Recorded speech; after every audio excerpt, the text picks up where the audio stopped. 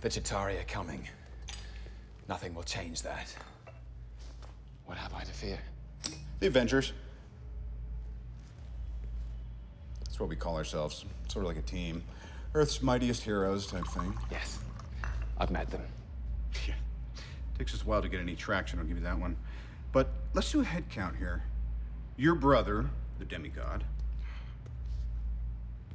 a super soldier, a living legend who kind of lives up to the legend, a man with breathtaking anger management issues, a couple of master assassins, and you, big fella.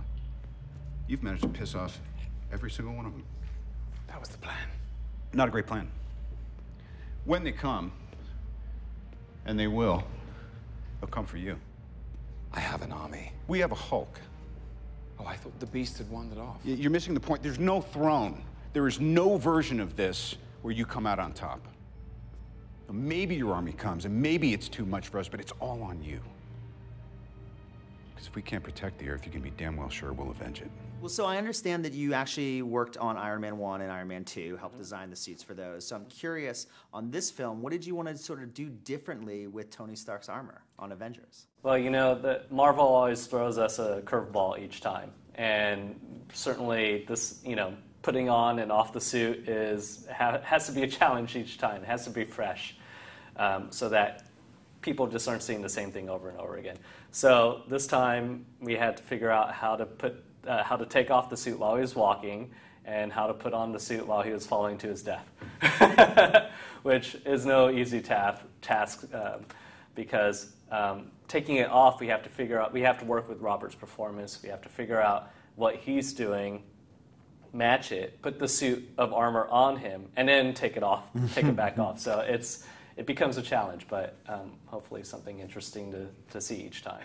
Is there any reference to comic books? Does Josh show you anything? Well, in this yeah. comic book, he had this kind of suit and is less clunky here. I wanted it to be more like this. Well, for Iron Man, not so much. For the Hulk, he would show us lots of reference. And, you know, Josh is a big comic book guy. I grew up reading comics. And he would give us a little batch of, here's some Hulk comic book shots. This is sort of the feeling that I want him to go for. This is the energy level or the poses that we want to achieve.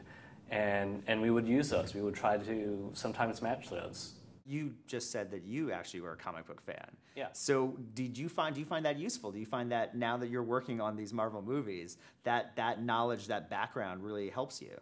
You know, I understand where they come from. I read Iron Man when I was a kid, the Avengers, X-Men, and Joss as well. You know, he wrote for the of course, X-Men for Marvel. yeah. He did the X-Men, and he knows these characters inside and out. And I think when you have that sort of backstory, even though the movies aren't quite the same as the comics, I think you kind of understand where some of the characters come from.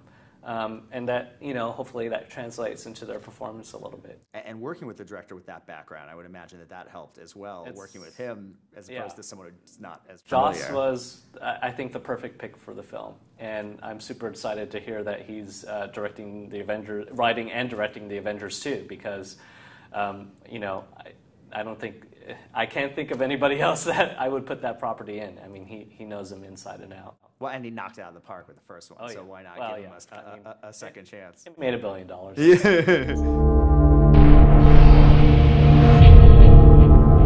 In a war, you give everything you have. That makes you an Avenger. How about that? I promise a stress-free environment. No surprises. Is everything a joke to you? Funny things happen.